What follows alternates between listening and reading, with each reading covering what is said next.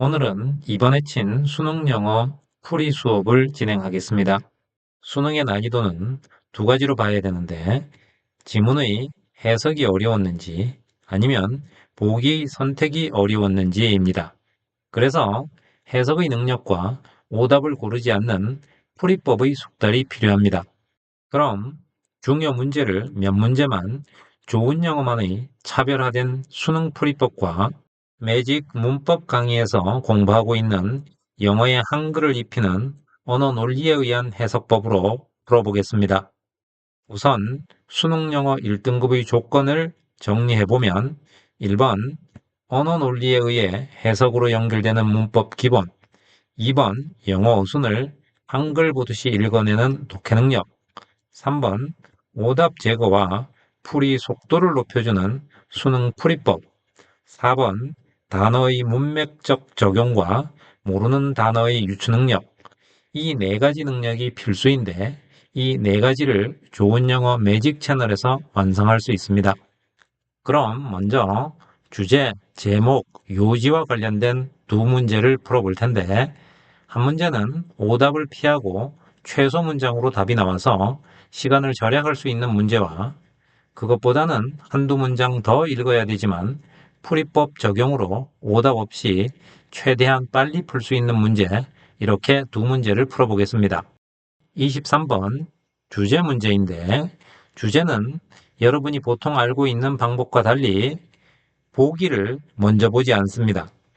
그 이유와 적용 방법은 패턴 수능 원리편에서 자세히 다루고 오늘은 이 방식으로 정답을 바로 찾아보겠습니다.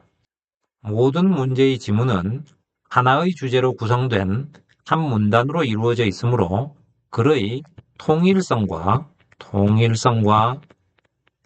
일관성이 중요합니다.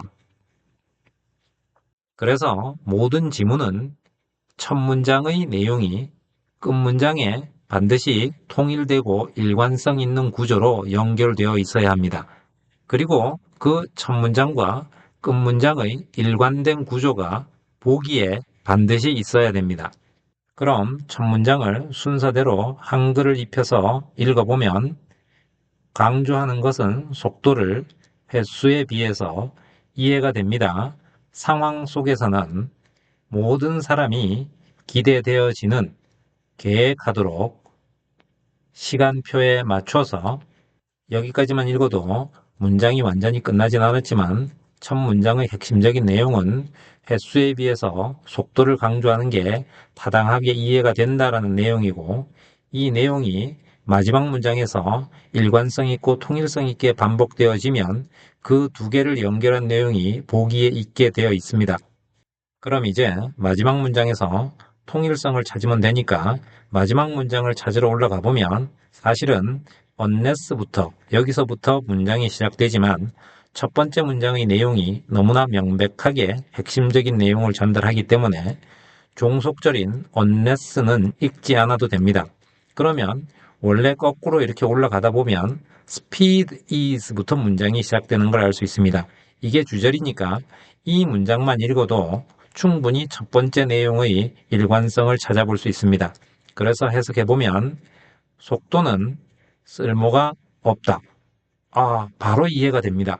무슨 말이냐 하면 첫 번째 문장에서 속도를 횟수보다 강조하는 게 타당하게 이해는 되지만 마지막 문장에서 속도가 중요하지 않다라고 했으니까 간단합니다. 문단 전체의 내용을 보면 속도보다는 횟수가 더 중요하다는 얘기가 됩니다. 그래서 이 결론이 맞는지 문장을 조금 더 읽어서 검증해 보면 됩니다.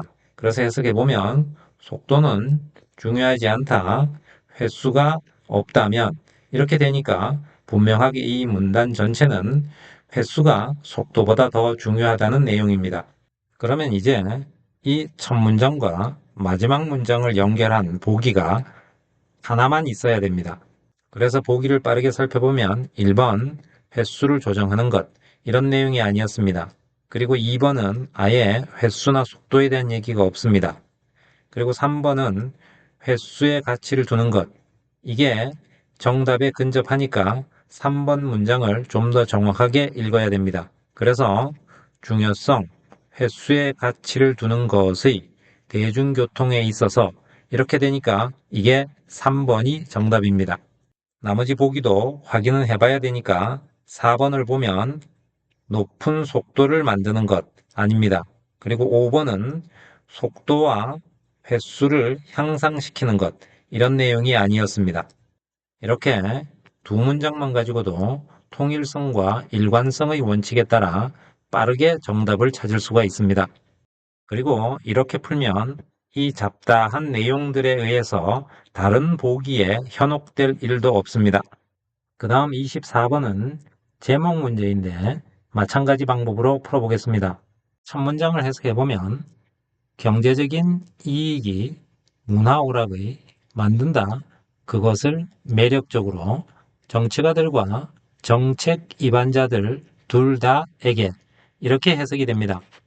이런 해석으로 보면 첫 번째 문장의 핵심은 명확합니다. 문화오락의 경제적 이익에 대해서 다루겠다는 것입니다. 그러니까 이 첫 번째 문장의 핵심적인 내용이 마지막 문장에서 그대로 반복되어진다면 앞선 23번 문제처럼 바로 답을 찾을 수 있습니다. 그래서 마지막 문장을 해석해 보겠습니다. 전반적으로 이것은 건전한 성장 분야이다. 오락산업의 그러나 분야이다. 그 본질상 취약한 착취에 직면해서 즉 착취에서 취약한 이렇게 해석이 됩니다. 그런데 이 해석에서 보면 23번 문제와는 달리 첫 번째 얘기했던 핵심적인 내용이 마지막 문장에 어떻게 연결되는지 이해할 수가 없습니다. 이런 경우에 해석 능력이 부족한 학생의 입장에서는 위에서부터 순서대로 읽어 내려오는 게 좋습니다. 그런데 이렇게 하면 시간은 많이 부족하겠죠? 그리고 해석에 조금 자신이 있는 학생들은 이 문장에서 거꾸로 한 문장씩 이렇게 올라가면 됩니다. 이렇게 올라가다 보면 힌트가 되는 힌트어가 나오든가 연결해주는 문장의 내용이 등장하게 되어 있습니다. 그래서 한 문장 더 앞으로 올라가 볼 텐데 이미 마지막 문장에서 힌트어가 나와 있습니다. this가 있는데 이것이 앞문장을 가리키니까 자연스럽게 앞문장 해석을 해야 됩니다. 그래서 바꾸는 것은 정치적, 사회적, 종교적 환경을 만들 것이다. 출현을 새로운 문화의 그리고 그것들과 함께 새로운 문화 오락 경험을 이렇게 해석이 됩니다. 그런데 이 문장을 해석해도 시간에 쫓기는 실제 시험 상황이기 때문에 이 첫 번째 문장이 어떻게 이런 내용으로 연결되고 있는지 빨리 파악하기가 어렵습니다. 그런 경우에는 빨리 앞문장으로 올라가야 됩니다. 그래서 이 문장을 읽으려고 하니까 this라는 힌트어가 있습니다. 그러니까 이 문장을 읽을 필요가 없고 한 문장을 더 올라가야 되는데 그 문장에도 역시 this라는 힌트어가 있습니다. 그러니까 이 문장 역시 읽을 필요가 없고 한 문장을 더 올라가서 읽어보면 됩니다. 그래서 이 문장을 해석해보면 그러나 그러한 상업화는 위험에 처하게 한다. 문화오락이 동종이 되는 즉 획일화되는 그리고 잃어버리는 그것의 원래의 메시지를 만들 수 있는 희석을 청중의 즉 청중의 감소를 만들 수 있는 이렇게 해석이 됩니다. 해석의 내용을 보면 이 문장으로 인해서 우리가 밑에서 읽었던 문장의 내용이 나올 수 있었던 겁니다. 그래서 읽은 내용을 종합해보면 첫 문장의 경제적 이익이 however를 통해서 상업화를 거쳐가며 경제적 이익이 상업화를 거쳐오고 결국에는 착취에 상업화가 착취까지 진행되는 즉 경제적 이익의 측면과 착취의 부정적인 측면이 나타나 있는 겁니다. 그러면 이 세 가지가 연결된 보기는 이 세 가지가 연결된 보기는 단 한 개만 있어야 그게 답이 됩니다. 그래서 1번 보기를 보면 상업화, 문화의, 즉 분화의 상업화와 그것의 예상치 못한 혜택, 이익 이렇게 되니까 양쪽 측면을 다룬 게 아닙니다. 2번 보기를 보면 현금이냐 영원이냐, 문화가 오락과 결합될 때 이렇게 되니까 위에서 언급한 긍정적인 측면과 부정적인 측면이 동시에 나타나 있습니다. 그래서 2번이 정답이 됩니다. 그리고 나머지 보기도 확인해 봐야 되는데 문화오락, 즉 야망이란 말은 없었습니다. 그리고 4번에서 새로운 문화에 대한 얘기가 아닙니다. 그 다음 5번에 보면 균형 잡힌 투자 얘기 없었습니다. 그러니까 정확하게 답은 2번이 되는 겁니다. 물론 이렇게 풀이하는 게 쉬운 일은 아닙니다. 그래서 좋은 영어의 패턴 수능 원리편과 패턴 수능 실전편을 통해서 지속적인 연습이 필요합니다. 다들 아는 바와 같이 수능은 한 문제당 평균적으로 1분 3, 40초 안에 해결해야 됩니다. 그래서 이런 풀이법이 시간 절약의 필수이고 무엇보다 이렇게 해야 보기에서 오답을 피하고 정답만을 골라낼 수 있습니다. 다음은 33번 빈칸 문제인데 빈칸 문제는 주제 문제의 변형입니다. 빈칸에는 주제문이나 주제어가 오는 경우와 주제에 대한 예시나 다른 표현이 답으로 들어갑니다. 구체적인 풀이법은 빈칸의 위치와 보기에 따라 조금씩 달라지는데 여기에서는 두 문제만 풀어보겠습니다. 빈칸 문제의 첫 번째 풀이 방법은 해석력이 뛰어나거나 연습이 많이 되어 있는 경우에는 빈칸 문장을 읽고 문장제 보기의 동사를 중심으로 핵심어를 파악한 다음에 첫 번째 문장과 마지막 문장의 통일성을 찾아서 해결하는 방법입니다. 그래서 33번은 이 첫 번째 방법으로 풀어보겠습니다. 그러면 먼저 빈칸 문장을 해석해보면 사람들은 더 만족할 것 같다. 새로운 건물이나 추가에, 즉 증축에 그들이 뭐 하면 이렇게 해석됩니다. 그리고 보기를 동사를 중심으로 파악해보면 1번은 그들이 참가하면, 2번은 그들이 부여받으면 기회를, 3번은 그들이 확립하면 신뢰를, 4번은 그들이 자문을 받으면, 5번은 그들이 공유하면 그들의 관점을 이런 내용입니다. 그러면 이제 마지막 문장과 첫 문장의 통일성을 찾으면 됩니다.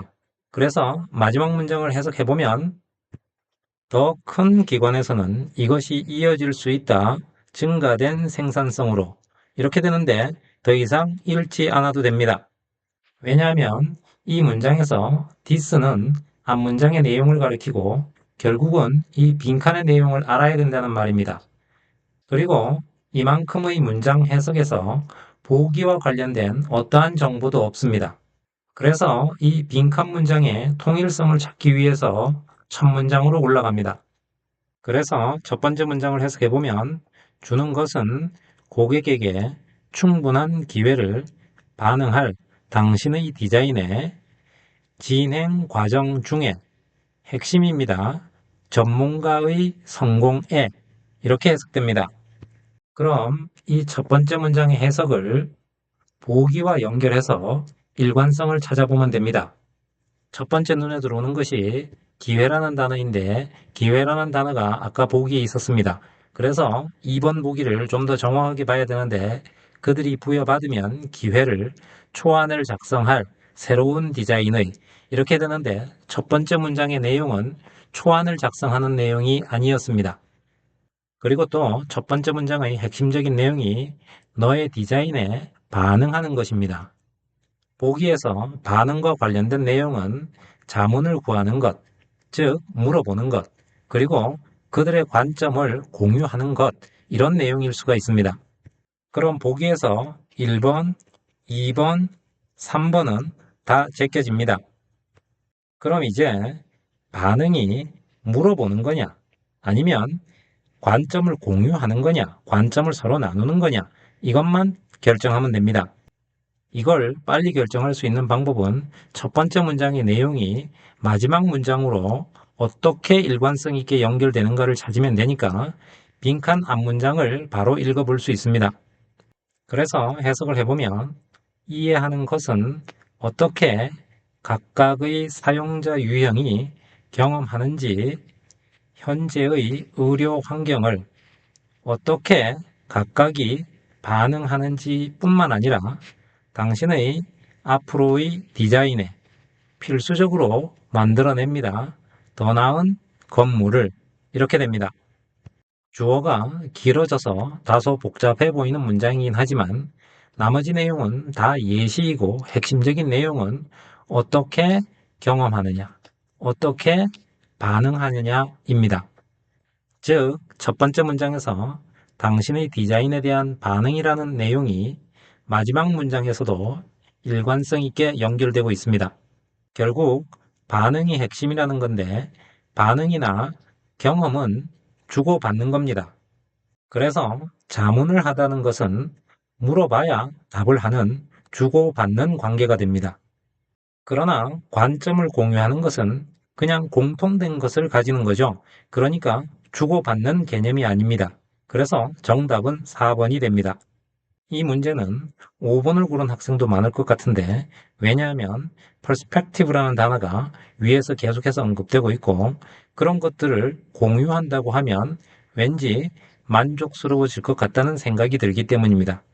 그러나 빈칸 문제에서 오답을 피하기 위해서는 일관성을 이루는 첫 문장과 끝 문장의 일관성을 이루는 핵심적인 단어의 또 다른 표현을 찾아야 되는 겁니다. 이렇게 해야 오답이 피해지는 거지 단순하게 내용만 추론해서 비슷한 내용을 골라서 답으로 체크하면 안 됩니다. 그 다음 34번은 빈칸이 맨 마지막 줄에 있으니까 첫 문장부터 읽어서 일관성을 파악하는 방식으로 풀어보겠습니다. 그래서 첫 번째 문장을 해석해보면 칸트는 강력한 옹호자였다. 법의 통치에 대한, 즉 법치주의에 대한 궁극적 보장으로서 안전과 평화뿐만 아니라 자유에 대한 이렇게 해석이 됩니다. 간단히 얘기하면 첫 번째 문장은 칸트는 법치주의자였다 이런 얘기입니다. 이게 마지막 문장에서 어떻게 일관성 있게 연결되는가를 찾아보면 됩니다. 그래서 마지막 문장을 해석해보면 그러한 법이 금지한다면 그들이 하지 못하게 뭔가를 그들이 합리적으로 하기로 결정하지 않은 어쨌든 간에 그렇다면 그 법은 뭐뭐일 수가 없다 이렇게 해석이 됩니다. 일반적 관점에서 통일성을 생각해보면 법치주의자라고 했으니까 법이 못하게 하는 것은 타당하다 이런 내용이 와야 될 것 같습니다. 그런데 마지막 문장에 힌트어가 있습니다. 그러한 법이라고 했으니까 그러한 법은 앞문장에 있을 겁니다. 그래서 바로 앞문장을 해석해 보겠습니다. 이상적으로 법은 구현이다. 그러한 정치적 원칙의 모든 합리적인 존재가 자유롭게 선택할 수 있는 이렇게 됩니다. 그러면 이제 세 개를 연결할 수 있습니다. 칸트는 법치주의자라고 했고 법은 합리적 선택의 구현이라고 했으니까 합리적으로 선택되지 않은 것을 금지하는 것은 타당하다 이런 내용이 되어야 합니다. 그래서 보기를 해석해보면 1번은 생각될 수 없다. 합리적으로 제한하는 것으로 인간의 자유를, 즉 법이 인간의 자유를 제한할 수 없다니까 답이 될 수가 없습니다. 2번은 생각될 수 없다. 강한 옹호자로 정의체계의, 즉 법이 정의체계가 아니라고 했으니까 이것도 답이 될 수가 없습니다.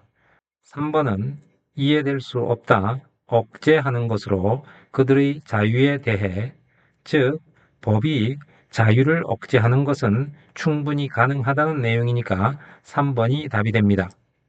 그리고 4번, 5번도 확인을 해봐야 되는데 4번을 해석해보면 시행될 수 없다. 효율적으로 억압하기 위해서 그들의 악한 본성을 없는 내용입니다. 5번은 받아들여질 수 없다.